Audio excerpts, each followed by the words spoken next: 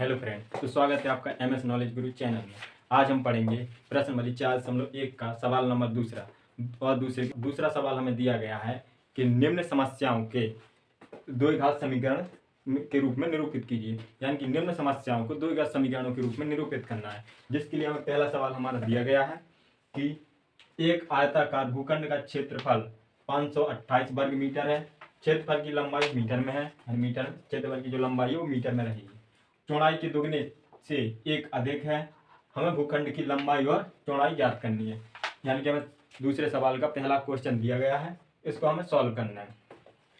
तो हम इसको सॉल्व करेंगे। पहले तो हम देखेंगे क्या दिया गया है सवाल। एक आयताकार भूखंड का क्षेत्रफल, तो जो हमें दिया गया हम पहले वो लिख लेंगे। हमें दिया गया है आयताकार भूखंड का क्षेत्रफल, यानी आयताकार भूखंड का क्षेत्रफल हमें दिया है 528 वर्ग मीटर। ठीक है, हमें ज्ञात क्या करना है, क्षेत्रफल की लंबाई व चौड़ाई ज्ञात करनी है। हमें शर्त दी गई है प्रश्नानुसार, तो हम यहाँ पे मान के चलेंगे। माना क्या आयताकार भूखंड की लंबाई, और यहाँ पे हो जाएगा आयताकार भूखंड की चौड़ाई। देखो सवाल क्या कह रहा है, सवाल के अकॉर्डिंग इसको हम हल करेंगे। क्षेत्र की लंबाई चौड़ाई के दुगने से एक अधिक है। जो इसकी लंबाई है चौड़ाई के दुगने से एक अधिक है, तो इसमें हम मानेंगे चौड़ाई है वो x है। ठीक, जो लंबाई है वो क्या है, चौड़ाई के दुगने में से, यानी दुगने यानी दो का गुणा होगा, यानी दुगने हो गया। चौड़ाई x है, चौड़ाई से दुगने तो दुगना हो गया, से एक अधिक, यानी कि एक अधिक भी है अभी और, यानी कि जो चौड़ाई अपनी x है उससे अपने दो अधिक है और एक दो गुनी है और एक अधिक है, यानी कि 2x प्लस 1, जो कि हमारी सवाल क्वेश्चन से हमें पता चलेगा। इसको हमें ज्ञात क्या करना है, लंबाई और चौड़ाई दोनों निकालनी है। तो ये हमारा समीकरण, इससे हम क्या निकाल लेते हैं कि हम मान के चला हमने कि चौड़ाई x है और लंबाई कितनी है हमारी 2x प्लस 1। इसको हम हल करेंगे। क्या हमें निकालेंगे हम, आयताकार भूखंड का क्षेत्रफल। आयताकार भूखंड का क्षेत्रफल क्या होता है, लंबाई गुणे चौड़ाई। तो हम रख देंगे लंबाई गुणे चौड़ाई, जो कि हमारा सूत्र होता है आयताकार भूखंड का क्षेत्रफल लंबाई गुणे चौड़ाई। इस सूत्र में हम इन सभी मानों के रख देंगे। तो हमें क्या क्षेत्रफल कितना दिया गया है 528 बराबर, जो लंबाई है वो हमारी कितनी है 2x प्लस 1। ठीक, और चौड़ाई दी गई हमें x। इसको हम सॉल्व कर लेंगे, तो ये 528 रहेगा बराबर, देखो इस x का इन दोनों में गुणा करेंगे। जो x का पहले 2x में करेंगे तो 2x स्क्वायर हो जाएगा, क्योंकि x और x की दोनों की घात जोड़ जाएंगी, एक इसमें घात होगी एक इसमें घात होगी, तो x और x की घात कितनी हो जाएगी, x स्क्वायर हो जाएगी, प्लस 1 का करेंगे तो x हो जाएगा। तो इसको हम पश्चांतर कर लें, 2x स्क्वायर प्लस x बराबर 528, ये लिख लें। इसको हम क्या करें, इसका पश्चांतर करें, क्योंकि इसका द्विघात समीकरण निकालना है। प्लस x माइनस का हो जाएगा 528 बराबर 0 हो जाएगा। इस तरह से हमें एक समीकरण मिलता है जिसमें हमें निकालना द्विघात समीकरण है या नहीं, द्विघात समीकरण निकालना था इसका सवाल में। तो हम इसमें अधिक द्विघात समीकरण में हमने क्या पढ़ा था सवाल नंबर 1 में, जो चर पद होता है उसकी अधिकतम घात कितनी होनी चाहिए 2। यदि अधिकतम घात द्विघात 2 है तो द्विघात समीकरण होगा, तो इसका अधिकतम घात 2 निकल आई तो यह द्विघात समीकरण निकल आता है। इतना इसका सॉल्यूशन। अब हम पढ़ेंगे सवाल नंबर 2। जो सवाल नंबर 2 दिया गया हमें, दो क्रमागत धनात्मक पूर्णांकों का गुणनफल 306 है। हमें पूर्णांकों को ज्ञात करना है, हमें पूर्णांक बताना है। क्योंकि हमें सवाल दिया है उनका गुणनफल हमें दिया गया 306, हमें ये बताना है कि वह पूर्णांक कौन से, क्रमागत पूछ रहा है। क्योंकि हमें पता होना चाहिए कि क्रमागत पूर्णांक कहलाते हैं, यानी क्रम से आने वाली, क्रम से यानी कि 1 2 3 4, ये क्रमागत क्रम से आने वाली संख्या क्रमागत कहलाती है। इसमें धनात्मक कहलाते यानी धनात्मक यानी प्लस की क्रम से आने वाली संख्या लेनी है। ठीक, तो हम सॉल्व करते हैं इसको। हमें दिया गया दो क्रमागत धनात्मक पूर्णांक, यानी कि पहला मान लेंगे, माना पहला पूर्णांक हम x मान लेंगे, और दूसरा पूर्णांक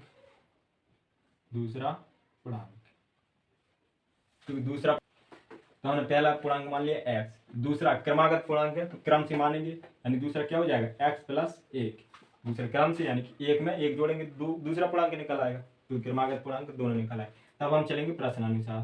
प्रश्नानुसार प्रश्न हमें कह रहा है कि दो क्रमागत पूर्णांकों का योग 306 है। तो क्रमागत पूर्णांकों का हमने माने पहला और दूसरा, ठीक है। इनका गुणनफल हमें गुणनफल दिया गया 306, ठीक है। तो इनका गुणनफल यानी गुणा कर लेंगे, एक्स का एक्स में करेंगे तो एक्स स्क्वायर हो जाएगा, प्लस एक्स का करेंगे एक से, एक्स का चूंकि एक से करेंगे तो एक्स हो जाएगा, बराबर में 306।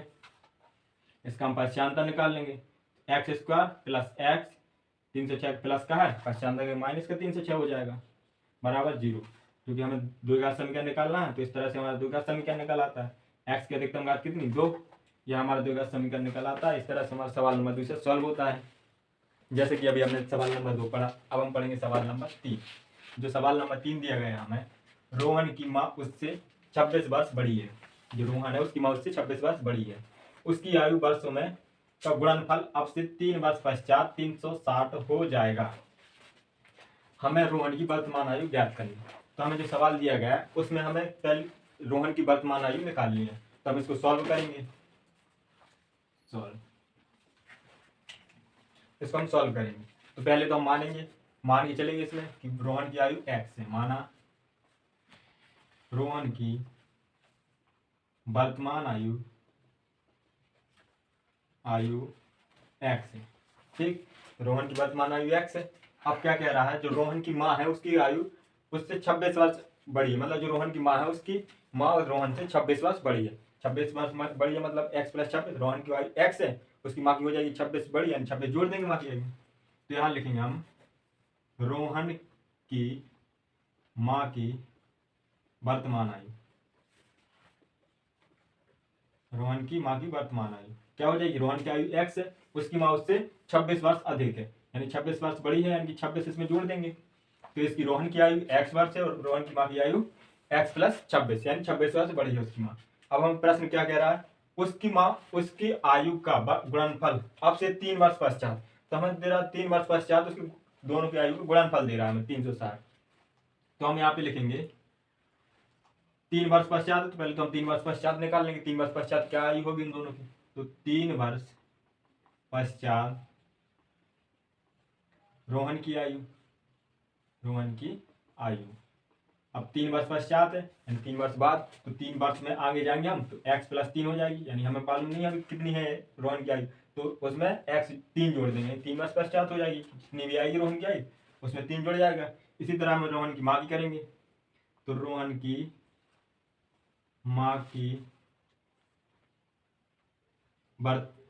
3 वर्ष पश्चात आयु, 3 वर्ष पश्चात आयु, तब रोहन की माँ की आयु कितनी है x प्लस 26, अब 3 वर्ष पश्चात यानी 3 जोड़ देंगे, इसमें 3 जुड़ जाएगा। रोहन की माँ की आयु कितनी हो जाएगी, x का x रहेगा, 3 और 26 जुड़ जाएंगे, 3 और 26 जोड़ेंगे तो कितना हो जाएगा 29।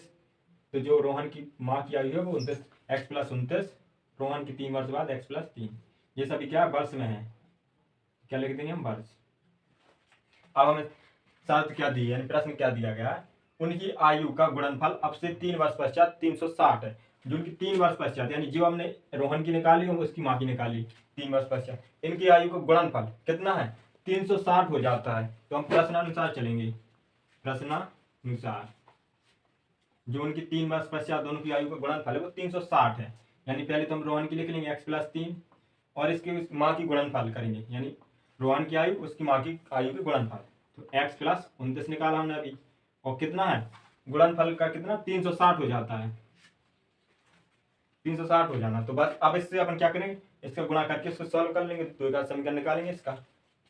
तो हमें क्या दिया इंटू में, यानी कि गुणा में दिया गया है, गुणा में दिया है तो हम पहले x लेंगे, इसको दोनों पद में गुणा कर देंगे, फिर इसके बाद 3 लेंगे, फिर से दोनों पद में गुणा कर देंगे। तो करते हैं हम x का x से करेंगे तो x स्क्वायर हो जाएगा, प्लस x का करेंगे 29 से, तो x का 29 से करेंगे तो 29x हो जाएगा, प्लस लेंगे 3 और x का करेंगे 3x हो जाएगा, प्लस प्लस प्लस हो जाएगा। 3 का गुणा करेंगे 29 से, 3 का गुणा 29 से करें तो 9 3 27, 3 दूनी 6, 6 और 2 हो जाएगा अपना 8, बराबर में आ जाएगा हमारा 360, ये हो जाएगा। अब हम इसको पहचानता कर लेंगे क्योंकि हमें द्विघात समीकरण बनाना है। तो यहाँ क्या हो जाएगा एक्स स्क्वायर। अब यहाँ देखेंगे ए भी एक्स है ये भी एक्स है, दोनों प्लस के हैं तो दोनों को जोड़ दें तो 29 और 2 कितना हो जाएगा 32, 32 एक्स प्लस ये 87 है, 360 का पहचान कर लेंगे, 60 प्लस का है तो माइनस का 360 हो जाएगा बराबर में 0।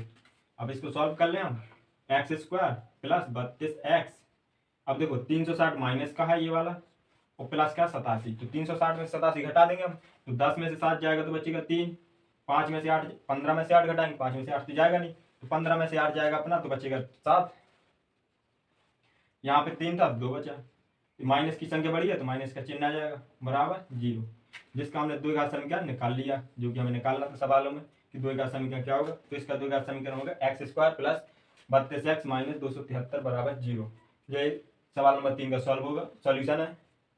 इस तरह सवाल नंबर 3 सॉल्व होता है। अब हम पढ़ेंगे सवाल नंबर 4, जो कि सवाल नंबर 4 दिया गया हमें, एक रेलगाड़ी 480 किलोमीटर की दूरी समान चाल से तय करती है। यदि इसकी चाल 8 किलोमीटर प्रति हावर घंटा कम होती तो वह उसी दूरी को तय करने में 3 घंटे अधिक लेती है। हमें रेलगाड़ी की चाल ज्ञात करनी है, जो कि हमें सवाल नंबर 4 दिया गया है, इसको हम सॉल्व करेंगे। हमें दिया गया दूरी दी गई है, हमें निकालना क्या है, चाल निकालनी है। तो हम इसको सॉल्व करेंगे। पहले तो हम इसे मानेंगे क्योंकि हमें क्या दिया गया है, दूरी कि कितने दूर जाना है और समान चाल से, तो पहले हम इसको चाल मान लेंगे क्योंकि चाल ज्ञात करनी है, क्योंकि तो हम इसकी चाल मानेंगे। माना रेलगाड़ी की समान चाल कितनी x है, हम इसको मान के चलेंगे कि रेलगाड़ी की जो समान चाल है वो x है। अब हम देखेंगे सवाल कहता क्या है। सवाल कह रहा है कि एक रेलगाड़ी 480 किलोमीटर की दूरी समान चाल से तय करती है, जो कि आपकी रेलगाड़ी है। तो देखो समान चाल से चलती है, 8 किलोमीटर प्रति हावर कम होती तो वह उसी दूरी को तय करने में 3 घंटे अधिक लेती। पहले तो हम इतना करेंगे कि 480 किलोमीटर की दूरी है, ठीक है, चाल हमें दिया गया एक्स, तो हम इसमें क्या समय का फॉर्मूला लगाएंगे, यानी समय बराबर क्या होता है, दूरी बटे चाल, दूरी बटे चाल होता है। दूरी हमें दी गई है 480 किलोमीटर और चाल हमने माना है एक्स, ठीक, तो ये निकल आएगा। इसको हम समीकरण 1 मान लें। दूसरा देखें, दूसरे में हमें कह रहा है यदि इसकी चाल क्या 8 किलोमीटर प्रति हावर कम होती है। अब कह रहा है हम इसको समय 1 मान लें, यानी t1 मान लें, इसको हम समय यानी t1 निकाल लें, समीकरण निकाला। अब वो दूसरा कह रहा है समय निकालें, दूसरा निकालें t2 निकालें हम, फिर से वही रहेगा दूरी बटे चाल, समय का सूत्र क्योंकि एक ही रहता है। इसमें देखेंगे, इसमें हमें कह रहा है देखो दूरी तो समान है, 480 दूरी समान है, लेकिन जो चाल है अपनी क्या हो रही, 8 किलोमीटर कम कर दी जाए, यानी कम हो रही है। तो अपनी चाल कितनी एक्स में उसमें क्या कह रहा है कि 8 किलोमीटर कम कर दी जाए। जो अपनी चाल है यानी स्पीड है उसको कम कर दें हम, 8 किलोमीटर पर आवर की स्पीड कम कर दें, यानी x माइनस 8 कम कर दें, तो हमारा ये समीकरण बनेगा 2, क्योंकि इसमें 8 कम हो रही है तो x में से 8 घटा देंगे, जितनी अपनी स्पीड होगी उससे 8 कम करना है तो कम कर देंगे। अब आगे चलते हैं, तब हम चलते हैं प्रश्नानुसार। अब देखो प्रश्न क्या कह रहा है, वह उसी दूरी को तय करने में 3 घंटे अधिक लेती है। हमें रेलगाड़ी की चाल ज्ञात करनी है। देखो जब ये इन दोनों को है तो 3 घंटे लेती है, दोनों की चाल कितनी है 3 घंटे, या चाहे इसी स्पीड में जाए चाहे इसी स्पीड में जाए, तो हमें चाल निकालनी है, 3 घंटे लेती है, तो हम इसको निकालेंगे। तो पहला हमारा समीकरण निकला 480 बटे एक्स, ठीक, प्लस यानी इसको भी निकालेंगे 480 बटे एक्स माइनस 8 बराबर कितना 3 घंटे लेती है वो, ठीक, वह दूरी इसी दूरी को तय करने में कितना 3 घंटे लेती है। तो हम इसका तो ले लेंगे यहाँ पे एलसीएम, ठीक, यहाँ पे हम इनका दोनों का एलसीएम ले, एक्स और एक्स माइनस 8 का एलसीएम आएगा तो एक्स माइनस 8 ही आएगा। तो इसमें अगर इसका भाग देंगे तो एक्स से एक्स कट जाएगा, यानी इसका गुणा होगा, यानी 4 माइनस 8 480, इसका गुणा होगा, प्लस इसमें एक्स माइनस 8 कट जाएगा यानी एक्स का गुणा होगा, तो 480 एक्स बराबर कितना 3। इसके नीचे हम एक रख के कर देंगे, इसके क्रॉस मल्टीप्लाई यानी तिर्यक गुणा, ये गुणा कर दें इसका, एक का इसमें करेंगे तो वही रहेगा 4 माइनस 8 सॉरी एक्स माइनस 8 का 480 है प्लस 480 एक्स बराबर इसका कर देंगे ऊपर, यानी कि 3 में गुणा करेंगे तो यहाँ लिख देंगे हम 3x एक्स माइनस 8 इसमें गुणा होगा। अब इनका गुणा कर लेंगे, 480 का एक्स में करेंगे तो 480 हो जाएगा एक्स माइनस 8 का करेंगे 480 में माइनस 0 में करेंगे 0, 8 का 8 में करेंगे 64, 6 हासिल जाएगी, 8 चौको 32, 32 से 6 38 प्लस 480 एक्स बराबर में साइड करेंगे, इनका गुणा कर लें, 3 का करेंगे एक्स, 3x का एक्स से करेंगे तो 3x स्क्वायर हो जाएगा माइनस 3 का 8, 3x का 8 से करेंगे 3 24 हो जाएगा एक्स। अब इनका द्विघात समीकरण बनाएंगे, हम इस साइड लाएंगे, इनको जोड़ दें, 480 480 यानी जोड़ दें दोनों को तो कितना हो जाएगा 880 120 ना 920 हो जाए तो 0 0 960 960 8 दिन 16 हाँ 4 दिन 8 1 960 से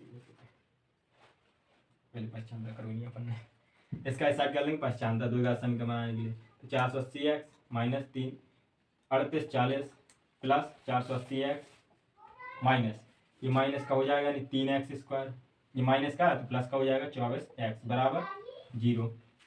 अब यहाँ क्या कर लेंगे, इन दोनों को जोड़ लेंगे और ये भी है तो इसको भी जोड़ देंगे तो 480 हो जाएगा 960, 960 में 24 जोड़ देंगे तो 984 हो जाएगा तो हम 984 एक्स लिख देंगे।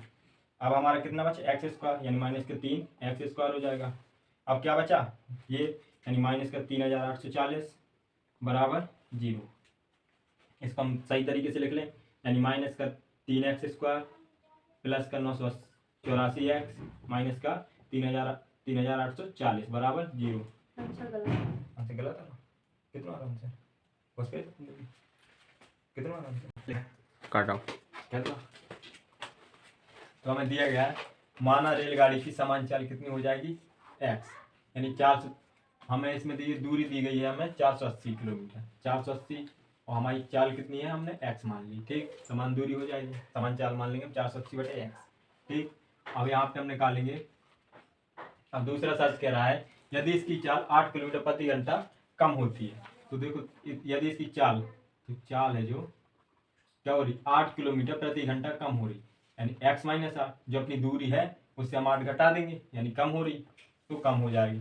तब हमें निकालना है तो वह उसी दूरी को तय करने में 3 घंटे अधिक लेती है। तब कह रहा है जो अब चलेंगे हम प्रश्नानुसार कह रहा है कि जो उसकी दूरी तय करने में समय लगे 3 घंटा लेती है दूरी वही रहेगी तो हम यहाँ पे लगाएंगे तो हमें यहाँ पे लगा दीजिए 480 किलोमीटर प्रति घंटा, समय हमें दिया गया x माइनस 8 और चाल कितनी हमारी चाल है हमारी 480/x ठीक। अब हमें क्वेश्चन में क्या कह रहा है कि तो वह उसी दूरी को तय करने में 3 घंटे अधिक लेती यानी जो यह दूरी है उसी को पूरी करने में 3 घंटे अधिक लेती है ठीक है। तो इसमें 3 जोड़ देंगे, अब इसका कर ले गुणा तो 480 बराबर x माइनस 8 यहाँ पहले हम एक रख के इसका निकालेंगे एलसीएम निकाल लें इसका x और एक का आएगा x का x में भाग देंगे तो ये का आएगा यानी 480 प्लस x का करेंगे 1 से भाग यानी x बार जाएगा और 3 से गुणा करेंगे तो 3x हो जाएगा। यहाँ पे हो जाएगा 480 बराबर x माइनस 8, यहाँ आ गया हमारा 480 प्लस 3x/x। हमें इस x माइनस 8 का कर लेना इसमें गुणा यानी 480 बराबर x का गुणा करेंगे 480 से तो 480 हो जाएगा x 3 की जगह प्लस 3 की जगह x नीचे x से 480 करेंगे तो 480x हो जाएगा प्लस 3x का x से करेंगे तो 3x स्क्वायर हो जाएगा, ये माइनस 8 का करेंगे 480 से तो 8 का करेंगे तो 0 की 0, 8 का 8 से करेंगे तो 64, 6 हाथ से जाएगी, 8 का 4 से करेंगे तो 32, 32 से 6 38 माइनस ये वाला माइनस आ जाएगा। 8 का करेंगे 3x, 8 चौको 32, 8 की 24 x का x। अब यहाँ इसके बटे में x है तो x का x रहेगा। अब इसका एक रख के कर देंगे हम तिर्यक गुणा करेंगे तो 480x हो जाएगा बराबर 480x plus 3x square minus 38 40 minus 24x ठीक, तिर्यक गुणा कर दिया हमने। अब इसका पश्चांतर कर लेंगे यानी कि 480x प्लस का है तो माइनस का हो जाएगा 480x प्लस का 3x स्क्वायर माइनस का 3x स्क्वायर हो जाएगा, माइनस का 38 40 है प्लस का 38 40 हो जाएगा, माइनस का 24x है प्लस का 24x हो जाएगा बराबर कितना हो जाएगा 0। इस 480x से इस 480x को काट देंगे हम तो यहाँ क्या बचेगा माइनस का 3x स्क्वायर प्लस का 38 40 प्लस का 24x बराबर में 0। यहाँ पे हम ले लें माइनस का 3 कॉमा ले लें, हम ले लेंगे माइनस का 3 कॉमा, तो यहाँ बचेगा एक्स स्क्वायर, माइनस का गुणा प्लस से करेंगे माइनस हो जाएगा, इसका भाग देंगे 38 40 से, 3 एकम 3, 3 दूनी 6, 3 आठी 24, 0 की 0, प्लस का हो जाएगा माइनस गुणा करेंगे, 3 का 24 में भाग देंगे तो 8 बार जाएगा, 3 8 24 बराबर 0। इस 3 का करेंगे पश्चांतर, तो ये गुणा में है 0 के भाग में जाएगा यानी 0 हो जाएगा, तो हमारा समीकरण निकलेगा x square minus 12c minus 8x बराबर 0, जो कि हमारे 2 का समीकरण निकलता है। इस तरह से सवाल नंबर 14 सॉल्व होता है। इसी तरह और वीडियो देखने के लिए हमारे चैनल को सब्सक्राइब करें और कमेंट करें कि आपको किस तरह वीडियो चाहिए, हम वो भी आपको अवेलेबल करवाएंगे।